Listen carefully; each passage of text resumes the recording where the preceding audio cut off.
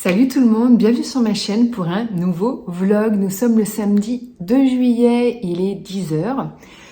J'ai des choses à vous montrer et 2 points lecture à vous faire pour commencer cette journée qui va être bien chargée pour moi.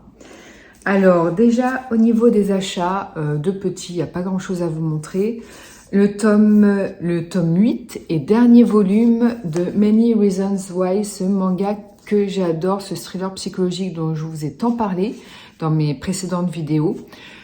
Voilà, donc il me reste le tome 7 à lire, que j'avais mis de côté, que j'avais gardé pour le lire en même temps que celui-ci, comme j'avais vu qu'il sortait bientôt. Il est sorti le 30 juin en fait. Je vais les lire en même temps, peut-être demain si j'ai le temps, sinon ce sera le week-end d'après, mais en tous les cas, je vais vous faire un point complet dans cette vidéo.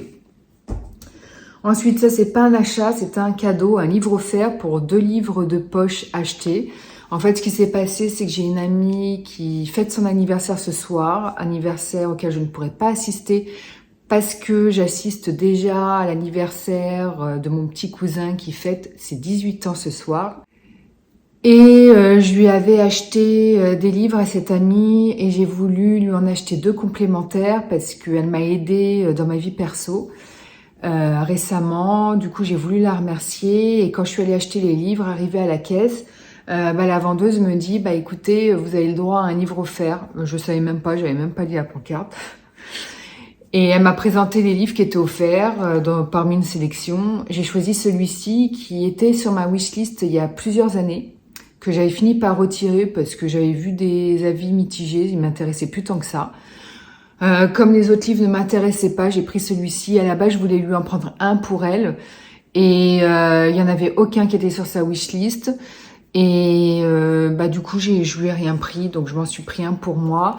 Donc, il est toujours Minuit quelque part de Cédric Lalaurie aux éditions Le Livre de Poche. Donc, pour l'histoire, il s'agit d'un professeur de littérature d'une 50aine d'années qui, un jour, dans son casier, va retrouver un exemplaire d'un livre qui s'est bien vendu, qui est ultra populaire. Et il s'agit en fait d'une histoire vraie et d'un crime qui s'est passé apparemment sur une île. Et il va s'avérer en fait que ce professeur de littérature connaît cette histoire. Alors sans doute pour l'avoir réellement vécue. Donc apparemment il sait des choses. Et puis l'auteur du livre, ou je ne sais qui, sait également des choses. Enfin la personne qui lui a déposé le livre dans le casier sait que il est impliqué dans l'histoire sans doute. Donc ce livre va bouleverser sa vie. Je n'en sais pas plus. Je ne sais pas si je vais le lire. En tout cas, il n'est pas prévu du tout que je le lise prochainement parce que, comme je vous dis, c'est un livre que j'avais retiré de ma wishlist. Je ne sais pas. Je ne sais pas ce que je vais en faire. Est-ce que je le dépose en boîte à livres? Je pense que je vais le garder un petit peu. Il n'est pas super long, ça pourrait bien se lire. Ouais, je vais le garder, je vais le rajouter dans ma pile à lire et puis je verrai, ma foi, si je le lis un de ces 4. Pour les points lecture maintenant...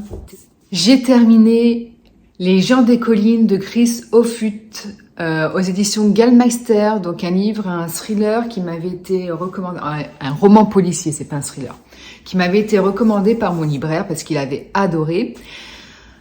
Alors c'est un livre qui se lit très vite, très bien. Parce qu'il a moins de 300 pages. Alors d'après ce que j'ai cru comprendre, ce serait le premier volume d'une trilogie. Mais je suppose que trilogie, parce que même enquêteur, mais cette histoire a une vraie fin. Une vraie fin et elle ouvre sur une autre histoire, je suppose le tome 2, mais qui sera forcément différente.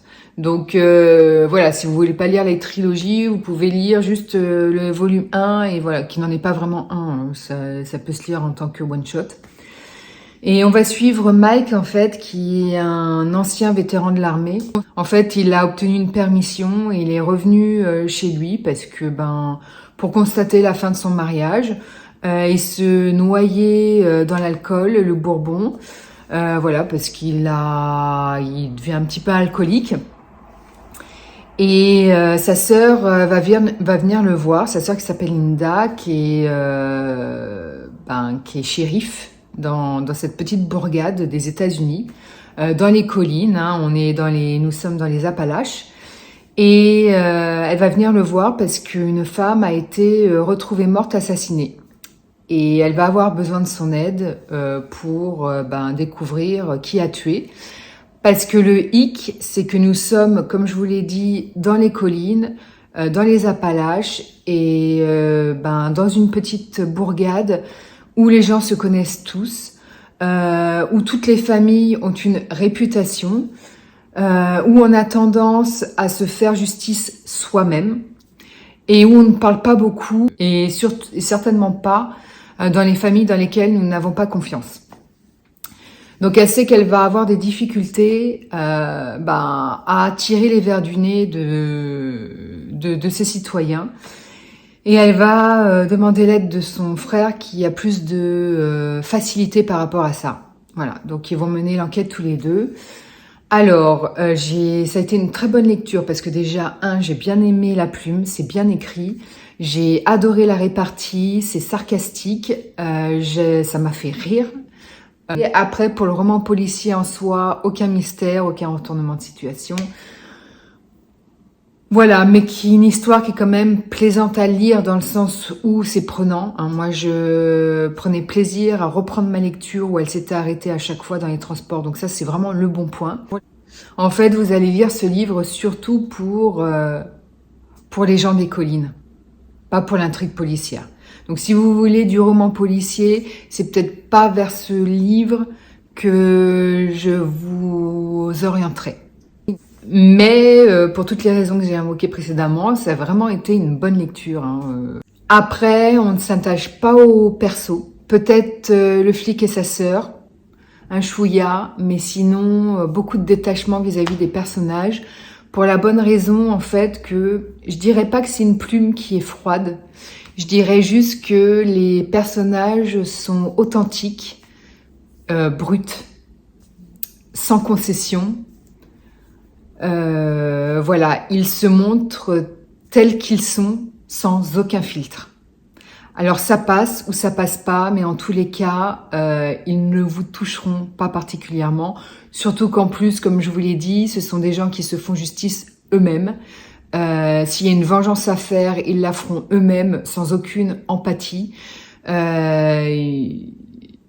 Voilà, donc si vous aimez les personnages touchants, un peu comme moi j'adore les personnages touchants, etc., qui me remuent des choses à l'intérieur.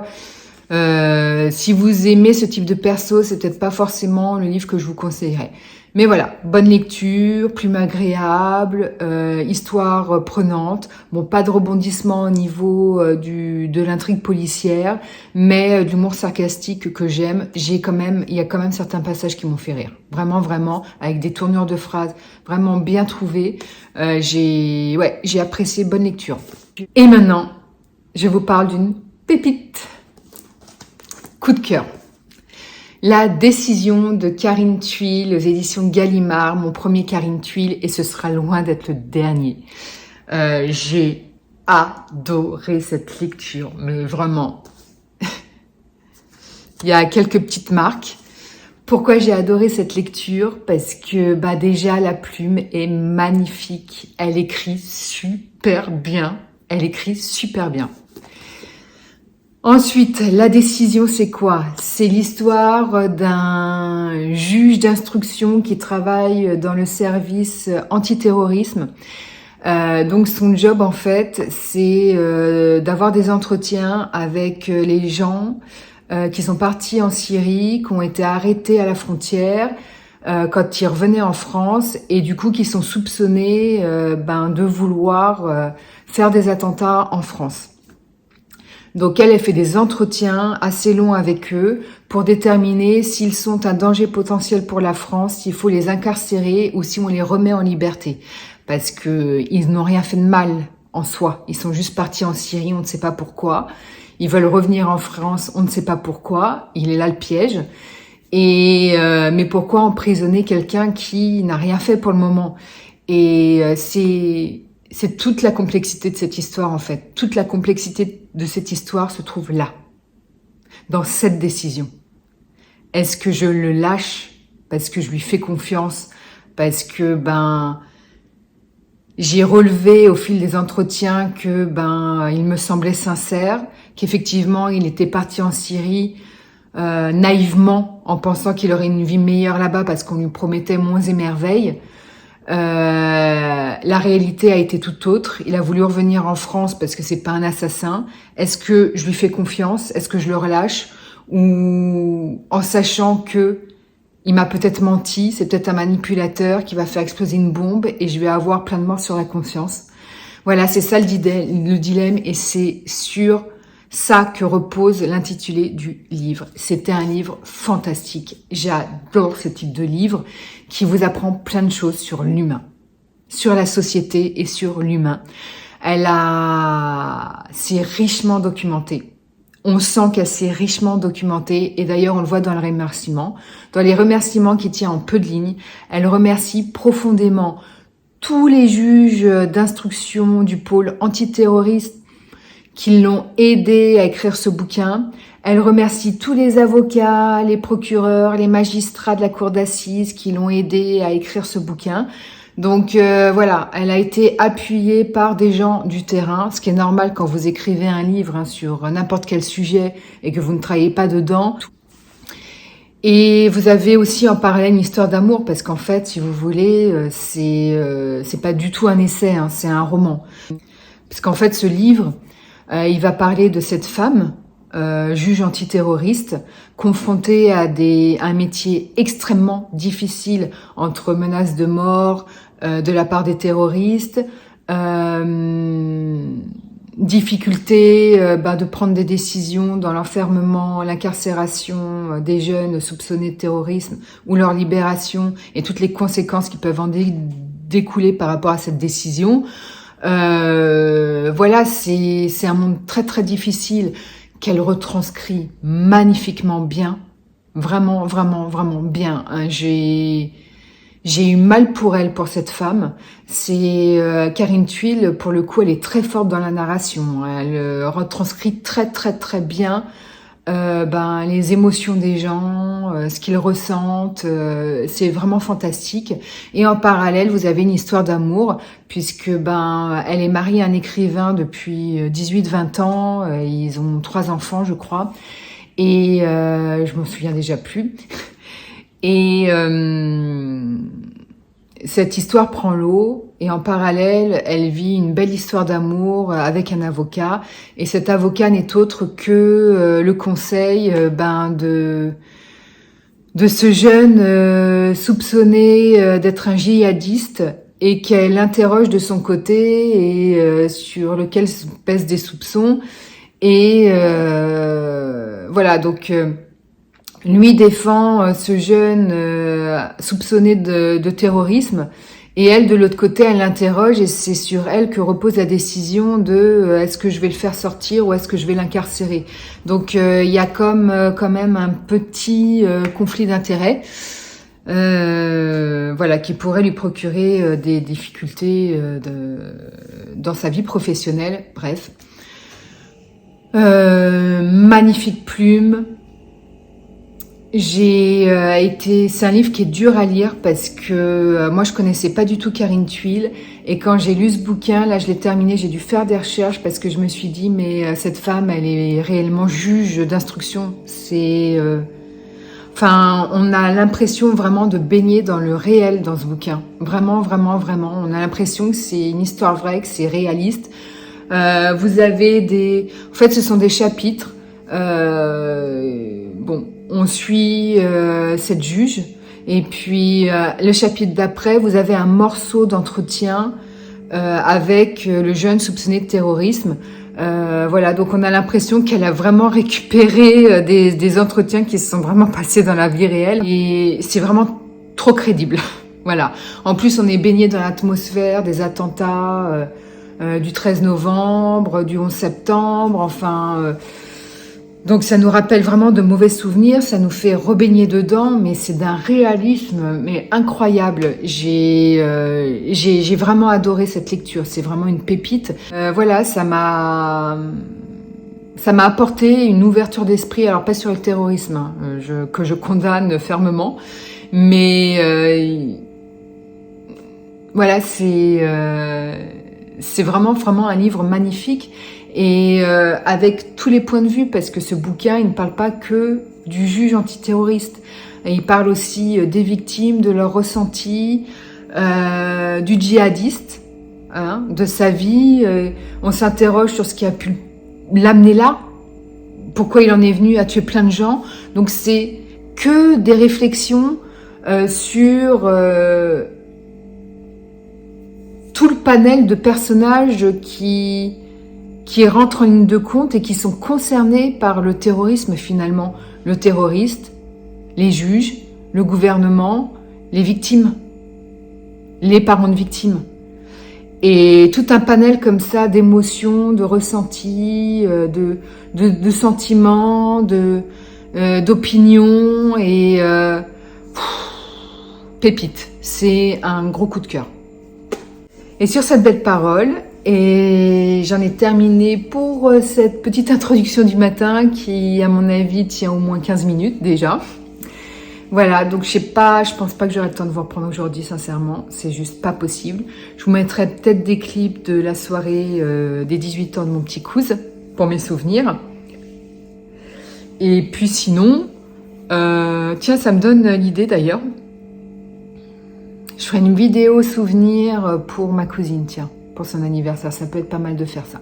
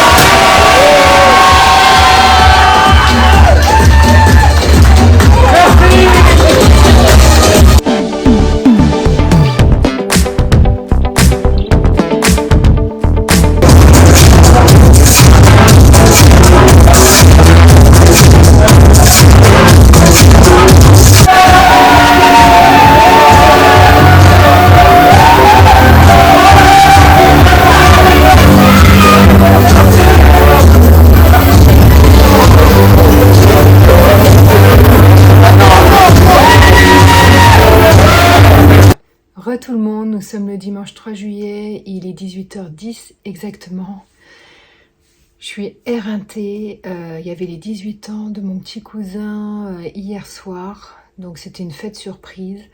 Ma cousine avait loué une salle à Bry-sur-Marne. En fait, c'est les studios de Bry-sur-Marne où se tournent apparemment les émissions télé, ou autres séries, films, je sais pas. Bref. Donc elle avait loué une de ces salles là-bas. Et c'était génial, on s'est super bien amusé, c'était vraiment top, on a bien mangé, on a bien ri. J'ai un très bon moment en famille. Je suis éreintée parce qu'on est rentré à plus de 3 h du mat et je me suis couchée à 4 h. Donc je suis fatiguée parce qu'on s'est levé à 11 h, donc même pas 8 heures de dodo, en sachant que le week-end, j'ai au moins besoin de dormir 9-10 heures pour récupérer, mais bon, c'est pas grave. C'est pas grave du tout, on s'est bien amusé, c'est le principal. Aujourd'hui, j'ai quand même pu lire les volumes 7 et 8 de Many Reasons Why. Alors, contrairement à ce que je vous ai indiqué hier, ce n'est pas fini. Moi, je m'informe sur Manga News, sur Nautilion, sur ces sites-là spécialisés dans les mangas, et ils avaient annoncé une fin au 8e tome. Sauf que ce n'est pas le cas. Et d'ailleurs, je suis retournée sur leur site. Et effectivement, ils ont rajouté un petit encart pour le tome 9 qui sort le 25 août, je crois, un truc comme ça. Donc, c'est pas si loin, sauf que du coup, j'étais déçue. Mais en même temps, je le suis pas. Parce que c'est vrai que là, j'arrivais à la fin du tome 8. Et il me restait quoi, 5 pages à lire. Et je me dis, mais On n'est toujours pas au courant du dénouement. On ne sait toujours pas ce qui s'est réellement passé. Là, comment ça va se passer en 5 pages seulement. Donc, j'ai quand même eu un peu peur. Je me suis dit, oh là là, ça sent la fin bâclée. Et en fait, pas du tout. Et par contre, le tome 9, ce sera vraiment le dernier volume parce que dans les notes de fin de page de la mangaka ou le mangaka, celui-ci ou celle-ci a bien indiqué que le tome 9 serait le dernier. Voilà, voilà. Donc, ouf. Mais j'aime toujours autant. Donc, malheureusement, je vous en parlerai pas dans ce vlog-ci. Ce sera dans un des vlogs de septembre, en fait. Voilà, où je vous ferai un petit condensé. Donc, on est dans du thriller psychologique. Voilà. Je vous montre pas pour le moment les planches. Je l'avais déjà fait ultérieurement. Mais il n'y a pas forcément grand-chose à dire des planches. Parce qu'en fait, comme c'est du thriller psychologique, on mise tout sur le scénario. Et sinon, je vous parle de ma nouvelle lecture, donc qui va m'accompagner cette semaine et je pense que cette semaine. Donc vous aurez un point lecture de ce bouquin dans ce vlog parce que je pense que j'ai encore de la marge. Je pense qu'il n'y a pas grand chose encore dans ce vlog. Je peux encore le remplir de clips et de points lecture. Donc je commence Mémoire de la forêt de Michael Brun-Arnaud, les souvenirs de Ferdinand Taupe. Donc il s'agit d'un premier tome. Il y en aura donc un deuxième. Voilà, on est dans du jeunesse, donc je vous en parlerai plus précisément quand je l'aurai terminé. Ce qui m'a fait vouloir le lire maintenant, c'est parce que j'aime bien tourner avec des lectures éclectiques, comme j'ai des goûts éclectiques que je lis de tout. J'aime bien tourner et faire un mélange de tout régulièrement. Voilà, pour pas gêner les lecteurs qui regardent ma chaîne et qui ne lisent par exemple que de la fantaisie ou qui ne lisent que de la jeunesse ou qui ne lisent que du contemporain. Voilà, mais je veux pas les léser en leur montrant que du contemporain ou que du classique ou que ceci, cela. Donc j'essaye de faire un roulement. Et ce qui m'a fait le sortir, c'est parce que là, déjà mes dernières lectures, c'était pas du jeunesse.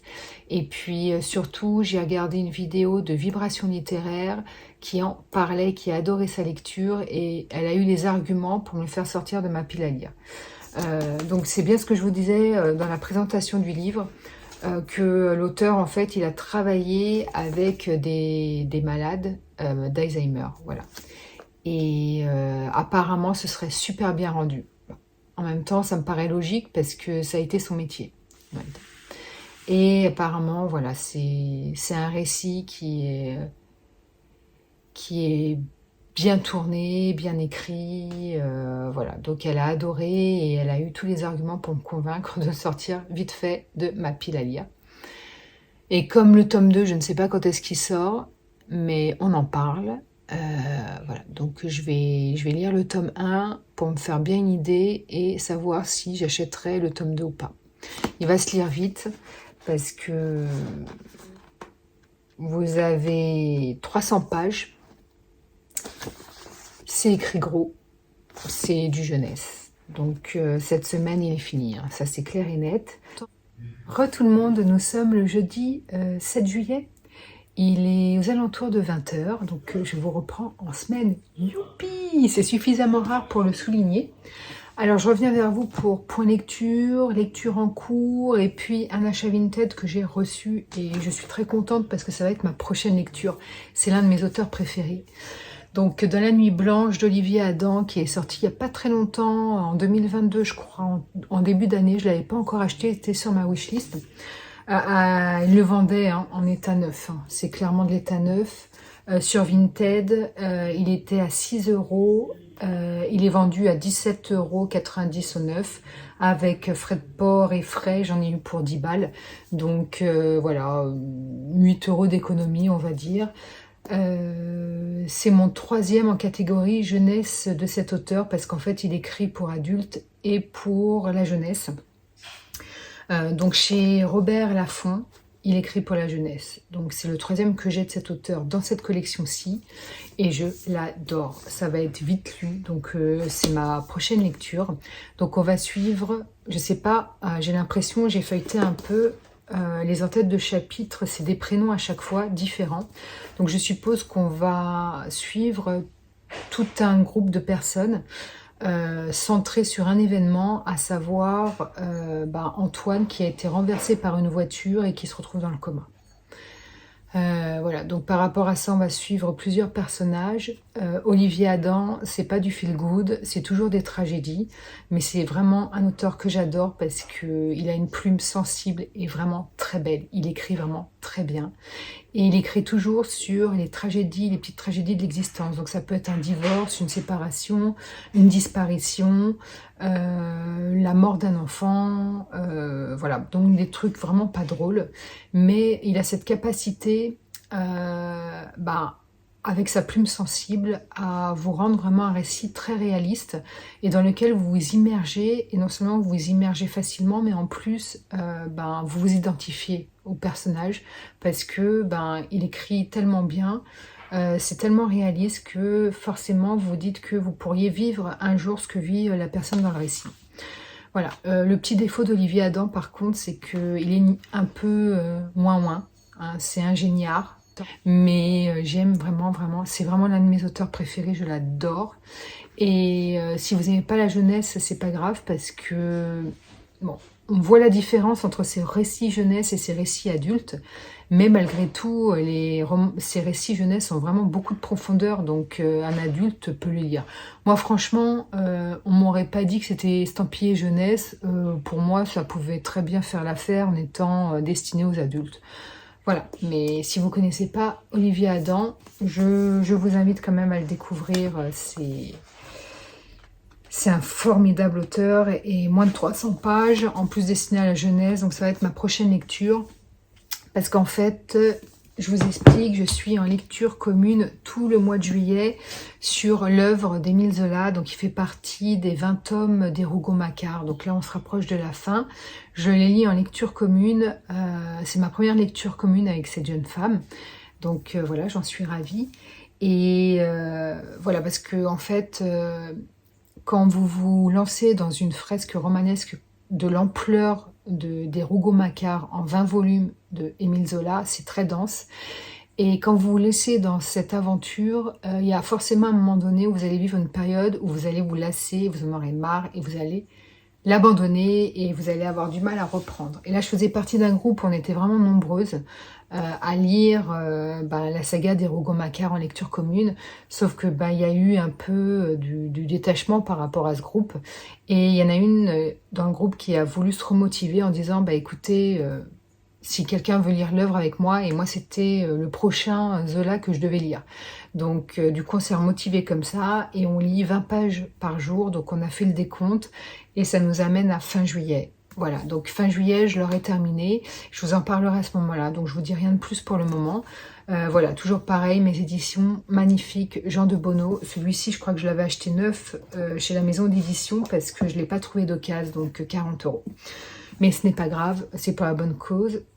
C'est pour avoir toute une étagère, rien que des Rougon-Macquart dans ma bibliothèque, parce que c'est vraiment une fresque romanesque génialissime. Et comme je ne lis que 20 pages par jour de l'œuvre, du coup, il me faut une autre lecture parallèle pour le soir. Donc, je suis dans Deux sœurs de David Fuenquinos. Je vous avais dit que je le lirai très vite. Il sera dans ce vlog, donc je vous en parle pas pour le moment. Je vous en parlerai quand je l'aurai terminé. Là, j'approche de la fin, j'ai lu les 3/4. Donc, je suppose que je l'aurai fini peut-être ce week-end. En tout cas, je clôturerai. Ne vous en faites pas, je ne clôturerai pas ce vlog sans vous en avoir parlé.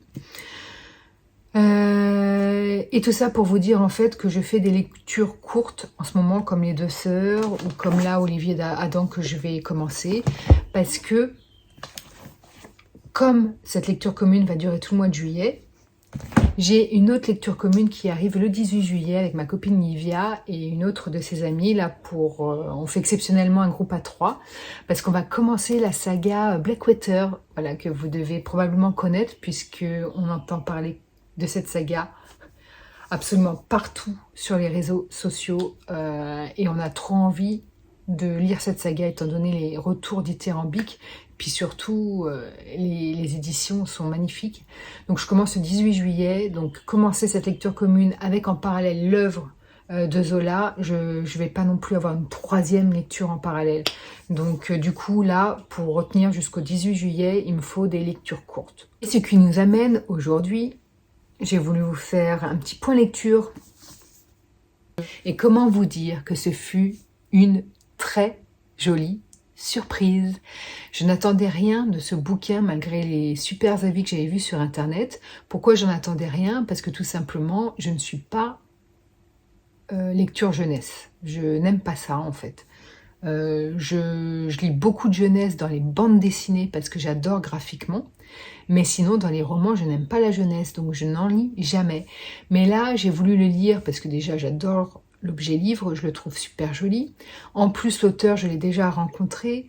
Je suis déjà allée dans sa librairie de manga à Paris. Et j'étais curieuse de savoir comment il s'en sortait, point de vue auteur. Je suis absolument pas déçue, donc je vais rejoindre les avis dithyrambiques sur ce bouquin. Très belle surprise parce que il faut savoir déjà que l'auteur, avant d'ouvrir sa librairie spécialisée dans les mangas à Paris, il a été 10 ans psychologue dans un hôpital où il gérait les maladies neurodégénératrices ainsi que l'Alzheimer. Et c'est le sujet de ce bouquin destiné aux enfants. Alors, ce que j'ai adoré dans ce livre, déjà c'est l'histoire. Qui est bien travaillée, qui est bien construite, qui est bien amenée. J'ai adoré comment il s'adresse aux enfants. C'est vraiment, par exemple, la maladie d'Alzheimer, on n'en parle pas dans ce bouquin. Il a remplacé Alzheimer parce que ce terme, il est très froid, très maladif. Comme c'est un livre destiné aux enfants, il l'a remplacé par le terme la maladie de l'oubli-tout. Et je trouve ça mignon, vraiment mignon à souhait. C'était rempli de mignonnerie, je me suis surprise, je n'attendais vraiment rien de ce récit, comme je vous le dis, et je me suis surprise à prendre plaisir à le retrouver, parce qu'il y a même un peu de suspense, on veut connaître le fin mot de l'histoire. Et en fait, ça raconte l'histoire de Archibald, le renard, qui possède une librairie qu'il détient depuis ses ancêtres, de père en fils, ils occupent la librairie. Cette librairie se trouve dans la forêt de Belle-Écorce. Déjà, rien que le nom Belle-Écorce, c'est trop mignon, c'est trop joli, quoi. Et c'est pour vraiment vous donner un aperçu des termes employés dans le récit destiné aux enfants, et c'est magique presque, enfin, c'est vraiment mignon. Et cette librairie, elle est un peu spéciale puisqu'en fait, à l'intérieur de cette librairie se vendent les livres. Alors, ce sont des livres uniques qui sont déposés là par des animaux qui ont écrit ces bouquins. Donc, il n'y en a qu'un seul exemplaire. Et ils espèrent un jour vendre leurs bouquins. Voilà, ça peut être des livres de cuisine, des livres sur la nature, etc. Mais un seul exemplaire. Et un jour, il va recevoir la visite de Ferdinand Lataupe, qui est perturbé parce qu'il est à la recherche de son livre qu'il avait déposé dans cette librairie à destination de la vente, il y a de ça plusieurs décennies. Et pourquoi il veut récupérer ce livre qu'il a déposé dans cette librairie il y a plus de 30 ans? Tout simplement parce qu'il oublie tout, ce monsieur. En fait, il a atteint de la maladie d'Alzheimer. Ce monsieur, cette taupe, parce que c'est un animal, il n'y a que des animaux dans ce récit. Et il veut absolument retrouver ce livre parce qu'il a aimé, il aime follement une taupe. Et il oublie son histoire avec elle, il sent qu'il commence à oublier son histoire avec elle et il a besoin de se remémorer ses souvenirs. Et il a besoin de ce livre. Sauf qu'il s'avère en fait que ce livre a été vendu la veille. Et Archibald le renard, donc le libraire, ne se souvient absolument plus de la personne à qui il a vendu ce livre. Et ils vont décider tous les deux, donc Archibald et Ferdinand Lataupe, de partir dans une petite expédition d'une semaine ou deux afin de retrouver les traces de ce bouquin qui est si important à Ferdinand. Et du coup, ils vont vivre des aventures et je vous raconte pas, bien évidemment, mais c'était chouette. Je suis vraiment contente d'avoir découvert ce récit. Alors, c'est le premier tome. apparemment, un deuxième tome, c'est écrit en fin de récit, sortira au printemps 2023, donc on a encore le temps. En sachant que pour moi celui-ci c'est un peu un one-shot parce que à la fin le récit prend fin. Hein. L'histoire de ce volume-ci a une véritable fin. Voilà, donc je pense que si vous voulez juste le lire en tant que one-shot, je pense que c'est possible. Je vous montre juste une illustration parce qu'il y en a très peu et je ne veux pas vous spoiler. Donc voilà. Les quelques illustrations que vous verrez au cours de votre récit. Donc je trouve ça trop joli, illustration par Sanoé. Et voilà l'intitulé du deuxième tome, on sent que c'est pas la même histoire. Par contre, je pense qu'on va suivre le même petit renard. Voilà, ça va être avec le même perso, d'où le fait que ce soit un volume 2, mais pas du tout la même histoire. C'est comme ça que je vois les choses, après je me trompe peut-être, on en saura plus au printemps 2023. En attendant, je suis ravie de m'être laissée tenter. Et sur ce, moi je vais manger, donc je vous reprends plus tard. Nous sommes le vendredi 8 juillet, il est aux alentours de 19h. Je sais pas si la luminosité est bonne, elle me paraît correcte, parce que je suis un peu au contre-jour là dans mon salon, donc j'ai tourné un peu la caméra. Je voulais vous faire un petit unboxing. Une commande que j'ai passée sur Etsy de Magic Things Shades. Je vais voir s'il y a une carte à l'intérieur.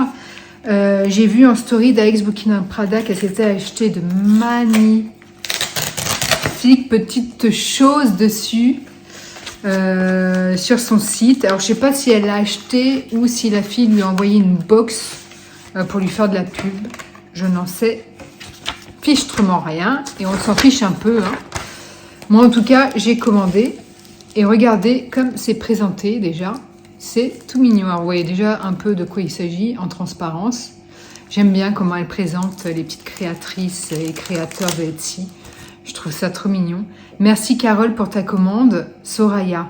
Et en plus, elle m'appelle par mon prénom et je trouve que c'est vraiment une jolie attention. Donc, voici sa petite carte. Vous avez son compte... Ah, elle a 2 comptes Instagram. Alors, je sais pas lequel est lié à sa boutique. Je vous laisserai aller checker sur Instagram pour ceux qui ont Instagram.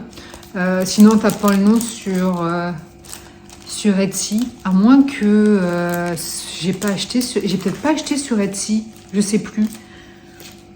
En tout cas, j'ai cliqué sur le lien de sa page Instagram et ça m'a orienté vers sa boutique. Donc, je sais pas si c'était une boutique Etsy ou autre. Écoutez. Je vous laisse voir. Donc, j'ouvre ça. J'ai pas commandé grand chose, hein, mais je voulais vous montrer parce qu'évidemment, c'est lié au livre.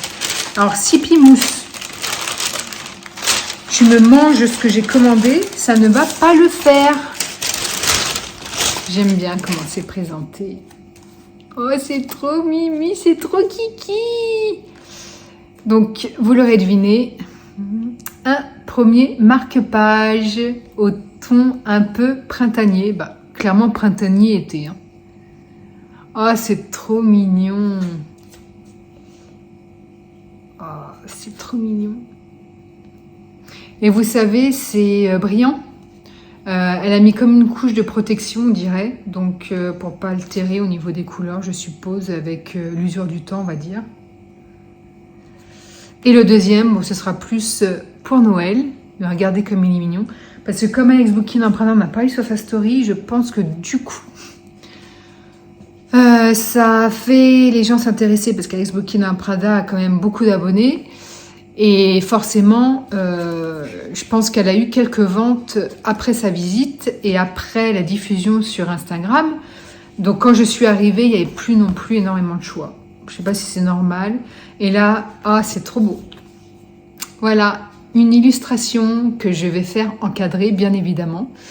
Donc je vous montre, hein, parce que c'est en rapport avec les livres. En fait, c'est l'illustration, c'est le marque-page. C'est en rapport avec les livres. Et puis, vous savez que j'adore décorer ma bibliothèque avec des objets et des illustrations et des cartes et des marque-pages aux couleurs des livres. J'adore ça. C'est ma passion maintenant. Et je suis trop contente. la petite carte. Je crois que ça doit être du format A5. En fait, c'est... Bah non, en fait, c'est du format A4, je crois. Plus grand que les formats traditionnels. En tout cas, c'est super chouette, j'adore. Et sinon, j'ai oublié hier de vous parler d'un abandon, malheureusement, qui sera peut-être une surprise pour vous. En tout cas, ça l'a été pour moi. Le 4e tome de La Passe Miroir de Christine Dabos aux éditions Gallimard Jeunesse, donc La Tempête des Échos. Je suis très déçue, j'ai lu une centaine de pages, j'ai abandonné parce que j'ai rien compris à l'histoire, j'arrivais pas à rentrer dedans. Blackout total. Alors prenez du recul sur mon avis, qui n'en est pas vraiment un parce que j'ai lu que 100 pages. Mais je pense que c'est peut-être dû au fait que j'ai laissé passer des années entre la lecture du 3e volume et de ce 4e volume. Du coup, je ne comprenais... Et pourtant, au début du livre, il y a un résumé de chaque volume. Donc, pour se remettre dans le bain, il n'y avait pas mieux. Sauf que ça l'a pas fait. Écoutez, j'ai rien compris. J'ai trouvé que le récit prenait une direction auquel je ne m'attendais pas et que je n'attendais pas et que je ne voulais pas. J'ai sauté, je suis arrivée à page 100, je crois que je suis allée directement à la fin et la fin, j'ai l'impression que c'est une fin ouverte. Je trouve ça dommage dans une saga de 4 volumes qu'il y ait une fin ouverte. Les fins ouvertes pour moi c'est plus dans les one-shots. Voilà, puis alors une fin que je n'espérais pas, je voulais autre chose comme fin. Voilà. J'avais adoré les 2 premiers volumes, mais vraiment ça avait été à la limite du coup de cœur parce que c'est super bien écrit, j'avais adoré l'histoire. 3e, j'avais lu jusqu'au bout, ça m'avait plu, mais c'était pas non plus... ça me faisait pas pareil que les 2 premiers volumes. Et là, ce dernier volume, c'est... Ouais, il m'a perdu, ce dernier volume. Voilà, donc vraiment prenez du recul sur ce que je dis parce que je pense que le fait d'avoir laissé trop de temps entre 3e et 4e volume, ça a joué dans ma compréhension du bouquin, je pense. Il aurait fallu que je reprenne de zéro. Je vais quand même les garder. Alors normalement, j'ai beau avoir adoré les 2 premiers volumes, normalement, si la fin d'une saga ne me plaît pas, je ne garde pas la saga, je la revends. Sauf que là, j'ai 2 volumes qui sont dédicacés par Christelle Dabos. En plus, que j'avais entendu 2 heures au salon du livre jeunesse de Montreuil, qui me rappelle un très bon souvenir avec mon amie Anne-Céline, parce que j'y avais été avec elle. C'est la seule fois d'ailleurs, c'est la seule fois où je suis allée à ce salon. Et du coup, c'est un peu nostalgique cette saga pour moi, en plus de volumes dédicacés, 2 heures d'attente, et les livres sont très beaux.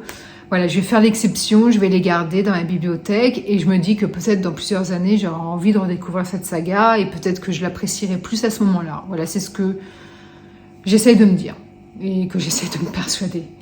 Mais là, le livre-objet est clairement nostalgique et sentimental, donc je ne le revendrai pas. Voilà, en plus, les 2 premiers volumes m'ont plu, donc bon. Mais c'est un peu la déception, quoi. Mais bien sûr, comment j'ai pu faire l'impasse. Moi, je m'en serais souvenu ce week-end. J'ai terminé 2 sœurs de David Fuenquinos, donc qui a été lu en 2 jours. Bah, en même temps, il est petit, il a même pas 200 pages, ça se lit bien, c'est du Fuenquinos. Donc on va suivre l'histoire de 2 sœurs, enfin surtout une, qui vient de se faire plaquer par son mec et ça va être l'enfer sur terre. Voilà, du jour au lendemain, son monde s'effondre. Et elle va finir par être recueillie par sa sœur et elle va s'avérer être en fait une personne complètement cruelle et toxique. Voilà, elle va révéler une autre facette de sa personnalité qui est pas belle du tout. Alors moi j'ai beaucoup aimé le livre et je suis contente que ma copine me l'ait recommandé parce que c'était vraiment une chouette lecture. J'ai pas non plus énormément de choses à en dire parce que c'est du Fuenquinos, c'est un auteur sur lequel on n'a pas réellement besoin de s'attarder en fait. J'ai juste un problème avec la 4e de couverture. Je trouve que la 4e de couverture en révèle beaucoup trop parce qu'en fait Mathilde elle va atterrir chez sa sœur à plus de la moitié du livre. Donc alors que sur la 4e de couverture on nous parle que du huis clos familial avec les relations entre les 2 sœurs. Sauf que comme ça commence à plus de la moitié du livre, je vois pas l'intérêt en fait. Bref. Donc moi j'ai un petit décalage avec la 4e de couve en fait, mais sinon mis à part ça, écoutez, certains personnages auxquels on s'attache, notamment la sœur qui s'appelle Agathe, pas celle qui a été plaquée, mais celle qui vit heureuse avec son mari et sa gamine. Mathilde qui a été plaquée, c'est juste une personne cruelle et toxique, hein, comme je vous l'ai dit. Aucun attachement, en plus, j'ai eu énormément de mal à m'identifier par rapport à ses réactions et émotions. Voilà, parce que c'est pas les... Hein, comme tout le monde, hein, j'ai vécu des chagrins d'amour. Moi aussi, ça a été l'enfer, j'ai vécu l'horreur pendant un temps. Après, je me suis remise. Mais de là à voir les comportements qu'elle a eu, non. Donc, du coup, je me suis pas identifiée à son comportement. Même si j'ai compris les explications de l'auteur et que quelque part j'ai compris qu'on puisse réagir comme ça parce que finalement c'est juste une femme qui devient aigrie et qu'on veut un peu au monde entier. Voilà, mais le fait de ne pas d'avoir vécu ce qu'elle vit, mais de l'avoir vécu d'une autre manière, avec des émotions et des sentiments, un comportement différent du sien, du coup, j'ai pas pu m'identifier à ce perso. Récit pas du tout prévisible. La fin est assez surprenante, je m'y attendais pas. J'aime ça, être surprise, donc c'est vraiment un bon point pour le bouquin. Et puis, toujours chez Fuenquinos, hein, cette plume fluide, agréable à lire. Voilà, cette plume qui ne vous emmène jamais dans le pathos, dans la victimisation. Voilà, cette vie qui reprend toujours le dessus sur la tragédie, peu importe la manière, peu importe que ça se termine bien finalement ou mal. Toujours cette vie qui reprend le dessus. Voilà, c'est ce que j'aime chez cet auteur. Donc, je suis contente d'avoir repris un livre de lui. C'est grâce à ma copine Anse. Sinon, je le lisais plus. Quoique j'ai le livre sur le personnage secondaire d'Harry Potter, le dernier qui est sorti sur ma wishlist, numéro 2. Voilà, ça je l'ai sur ma wishlist parce que comme je suis fan d'Harry Potter, je suis curieuse de savoir quel récit il a inventé dessus. Je vous reprends, nous sommes le samedi 9 juillet, il est aux alentours de 13h. Petit unboxing, alors c'est pas grand chose, mais comme je viens de recevoir le colis, je me suis dit que ça pourrait être sympa de faire l'ouverture avec vous, parce que je ne l'ai pas encore ouvert, et comme je suis quelqu'un d'impatient, je ne peux pas me retenir en fait. Et en fait... ce sont des pochettes à livres et toujours sur le compte Instagram de Carole OP94, un truc comme ça. De toute façon... Ah mince, elle n'a pas mis de lien. Ah si, c'est à l'intérieur. J'avais déjà commandé chez elle et je pense que c'est ma créatrice préférée. J'adore ce qu'elle fait. Voilà, ma Books Creations. Voilà, c'est Carole94P, ça c'est sa page Instagram. Et vous avez le site de sa boutique. Si vous voulez faire pause. Et voici les pochettes à livres. Donc c'est du format poche que j'ai pris. Ça c'est sa nouvelle collection. Et je me dis avec l'été, pour mettre ma liseuse à l'intérieur. Parce que en vacances, je vais lire sur liseuse. Je me disais, c'est super, j'adore les motifs. Du coup, ça, je vais l'embarquer avec moi en vacances. J'ai pris la version poche parce que liseuse, c'est une version poche. Ah, elle est super. Alors ça, j'ai regretté parce que j'adore le velours. Et j'adore la couleur. Donc ça aussi, c'est pour un format poche parce qu'en fait, je me suis fait la remarque que les livres, surtout que je lis dans les transports, ce sont des livres de poche. Quand ce sont des grands formats, je préfère les télécharger pour pas m'encombrer, pour pas que ce soit lourd dans le sac. Donc j'ai plus besoin de pochettes à livres format poche. Elle en a sorti toute une collection en velours, des grands formats, maxi formats, et moi je voulais m'en prendre en maxi format parce que je me suis rendu compte que j'en avais très très peu. Et ce qu'il y a de bien avec les maxi formats, c'est que vous pouvez vraiment mettre des brochets de 1000 pages dedans. C'est suffisamment grand pour contenir ça. Et sauf que quand je me suis décidée à acheter, c'était en rupture de stock, il n'y en avait plus. Voilà, donc ça, elle les a faites en vert, en bleu, aubergine, donc couleur bordeaux, et moi je les adore en jaune, donc j'ai pris la version poche. J'adore les pochettes en velours en fait. Voilà, donc je pense que je m'en achèterai d'autres des comme ça. Et c'est tout pour le petit unboxing. Voilà. Pour le reste, je vous reprendrai plus tard, sachant que là, je vais pas tarder à faire mes courses. Il faut que j'aide mon conjoint qui va nettoyer la toiture. Et ensuite, ce soir, on a des invités parce que j'avais ma copine Anne-Céline qui fêtait son anniversaire la semaine dernière. On n'a pas pu y aller parce qu'il y avait les 18 ans de mon petit cousin. Et du coup, on les a invités pour un barbecue ce soir. Donc, on est 4 avec les enfants. Il y aura les enfants en plus, les leurs. Et on se fait un petit barbecue. Et puis, demain, midi, on déjeune chez les parents de mon conjoint. Donc, ça va être un week-end assez chargé. Mais bon, je m'en fiche un peu parce que le week-end prochain, normalement, j'ai un week-end de 4 jours puisque je vais poser mon vendredi. Donc, ça, c'est cool. Nous sommes le dimanche 10 juillet, il est 11h42 précisément. La soirée d'hier, on avait des invités chez nous, bah, c'est super bien passé, on s'est bien amusé, ça fait un bien fou. J'ai ma copine Anne-C qui est arrivée avec un petit cadeau, ce sont des marque-pages à colorier.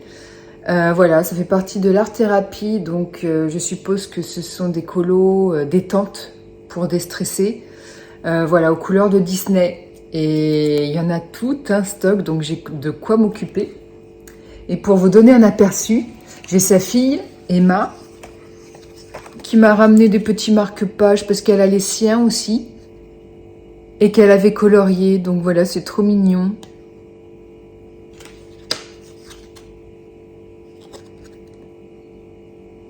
Les traits sont assez fins, donc pour des petits enfants, je trouve ça un peu complexe à colorier. Mais ils sont super jolis. Pour des adultes, c'est nickel. En tout cas, pour moi, ça va le faire. Donc voilà, c'était une gentille attention. Sinon, j'ai terminé le volume 3 du manga Moriarty, que j'adore. Je suis fan de ce manga. C'est trash, mais vraiment. C'est-à-dire que vous avez des tortures sur enfants qui ne vous sont absolument pas cachées. Donc voilà, c'est pas un manga pour enfants, hein, c'est vraiment pour adultes.